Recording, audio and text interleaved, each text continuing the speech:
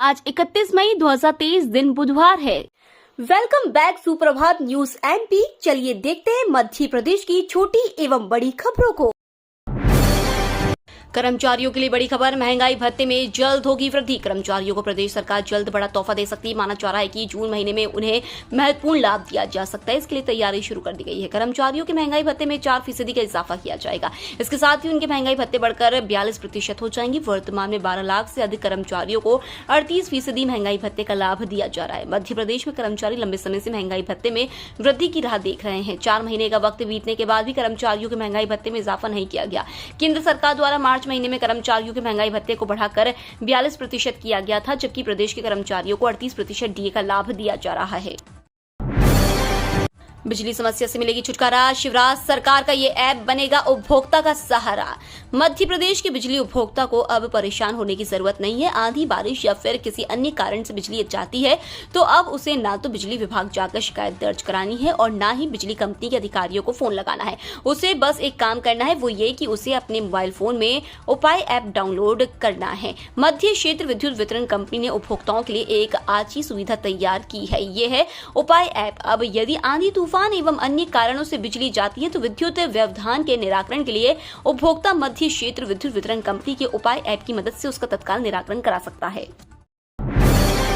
वन्य प्राणियों से जनहानि पर अब 8 लाख रुपए की क्षतिपूर्ति, तबादलों से हटेगा प्रतिबंध। चुनावी वर्ष में सरकार तबादला नीति लाएगी। जिलों में प्रभारी मंत्री और राज्य स्तर पर विभागीय मंत्री को तबादला करने का अधिकार मिलेगा। मंत्रियों ने मंगलवार को कैबिनेट में तबादलों पर लगे प्रतिबंध को हटाने की मांग रखी, जिस पर मुख्यमंत्री शिवराज सिंह चौहान ने भी सहमति जताई।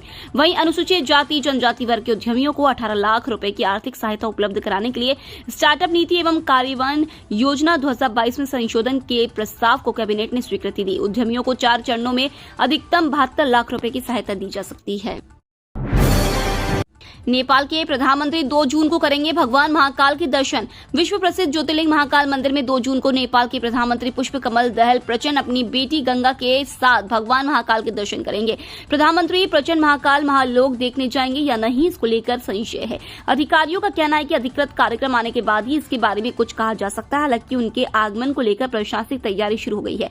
बताया जाता है कि नेपाल के प्रधानमंत्री 1 जून को 4 दिवसीय यात्रा पर भारत आ रहे हैं। इस दौरान वे राष्ट्रपति द्रौपदी मुर्मू और उपराष्ट्रपति जगदीप धनखड़ से शिष्टाचार भेंट करेंगे और 2 जून को महाकाल दर्शन करने उज्जैन आएंगे।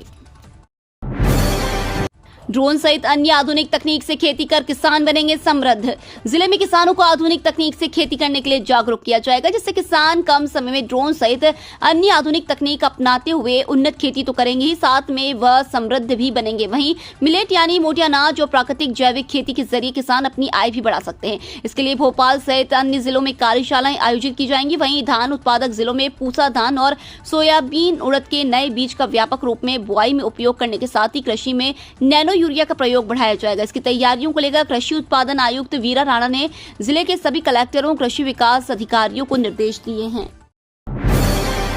आगामी चुनाव से पहले मध्य प्रदेश सरकार ने लिया 2000 करोड़ रुपए का कर्ज, अधिसूचना प्रकाशित। मध्य प्रदेश में बजट के बाद भी प्रदेश में शिवराज सरकार द्वारा लोन लेने का सिलसिला जारी है। आगामी चुनाव से पहले अब राज्य सरकार एक बार फिर नए वित्तीय वर्ष में 2000 करोड़ रुपए का कर्ज लेने जा रही है। ये पैसा आरबीआई से 10 साल के लिए लिया जाएगा। इस संबंध में राज्य सरकार की ओर से अधिसूचना जारी कर दी गई है। खास बात यह है कि यह पहला मौका नहीं है जब राज्य सरकार ने रिजर्व बैंक से कर्ज लिया। इससे पहले भी जनवरी से मार्च 2023 तक सरकार करोड़ों का कर्ज ले चुकी है।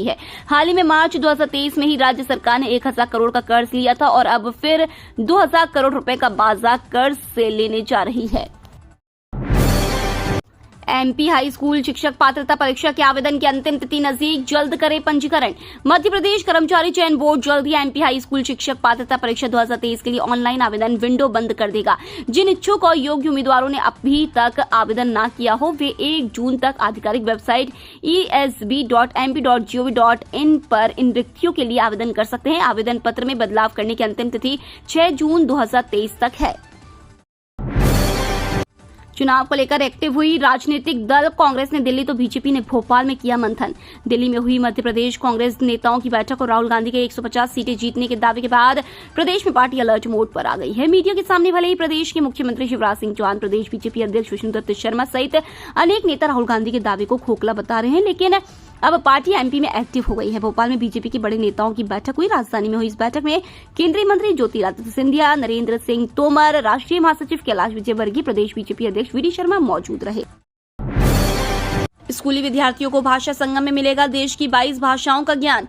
प्रदेश के सरकारी स्कूलों के विद्यार्थियों को अब भाषा संगम के माध्यम से 22 भाषाओं में दक्ष किया जाएगा। इसके लिए मध्य प्रदेश स्कूल शिक्षा विभाग ने राष्ट्रीय शैक्षिक अनुसंधान और प्रशिक्षण परिषद के साथ मिलकर एक नई पहल की है। इसके लिए एनसीईआरटी ने वेबसाइट पर एक लिंक तैयार की है। इसमें भाषा संगम से संबंधित आवश्यक सामग्री अपलोड की गई है। इसके तहत संविधान की 8वीं अनुसूची में शामिल 22 भाषाओं का भाषा संगम में QR कोड दिया गया है। इस QR कोड को स्कैन करने से एक पेज खुलेगा जिसमें उस भाषा से संबंधित दैनिक जीवन में प्रयोग होने वाले 100 सामान्य वाक्य दिए गए हैं जिसका आम बोलचाल की भाषा में उपयोग किया जाता है। 10वीं 12वीं के छात्रों के लिए महत्वपूर्ण अपडेट, टाइम टेबल जारी, 15 जून से शुरू होगी परीक्षा। प्रदेश के 10वीं 12वीं के छात्रों के लिए महत्वपूर्ण अपडेट है। दरअसल राज्य मुक्त स्कूल शिक्षा बोर्ड द्वारा 10वीं और 12वीं के टाइम टेबल की घोषणा कर दी गई है। उम्मीदवार ऑफिशियल वेबसाइट पर जाकर से प्राप्त कर सकते हैं। हालांकि उम्मीदवारों की सुविधा के लिए यह लिंक उपलब्ध कराई जा रही है। राज्य मुक्त स्कूल शिक्षा बोर्ड द्वारा संचालित रुक जाना नहीं और आ लौट चले योजना के तहत हाई स्कूल और हाई सेकेंडरी स्कूल के टाइम टेबल की घोषणा की गई है। इसकी भी लिंक यहाँ पर उपलब्ध कराई जा रही है।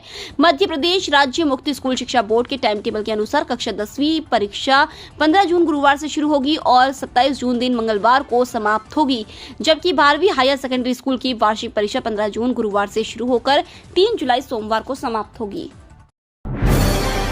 शिवराज कैबिनेट में लिए गए महत्वपूर्ण निर्णय, वन्य प्राणियों से जनहानि होने पर सहायता राशि दोगुनी। मध्य प्रदेश में शिवराज कैबिनेट की बैठक में कई अहम निर्णय लिए गए हैं। अब वन्य प्राणियों से होने वाली जनहानि पर मिलने वाली अनुग्रह राशि को 2 गुना कर दिया गया है। इसके साथ मध्य प्रदेश कलाकार कल्याण कोष नियम 2023 जारी करने की स्वीकृति दी गई है।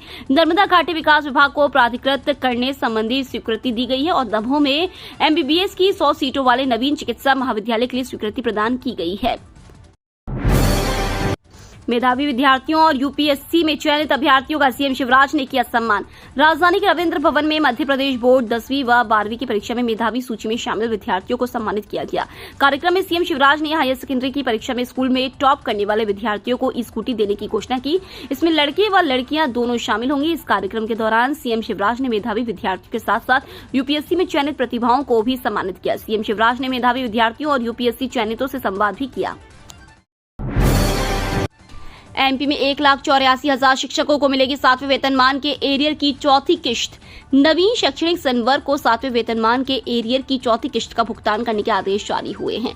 लोक शिक्षण संचालय की आयुक्त अनुभव श्रीवास्तव द्वारा जारी आदेश के अनुसार आज 31 मई 2023 तक चौथी किश्त का भुगतान किया जाना है। भुगतान में नहीं होने की स्थिति में संबंधित अधिकारियों और कर्मचारियों के खिलाफ सख्त कार्रवाई भी किए जाने के आदेश जारी किए गए हैं। ऐसे 1,84,000 प्राथमिक, माध्यमिक व उच्च माध्यमिक शिक्षकों को इसका लाभ मिलेगा।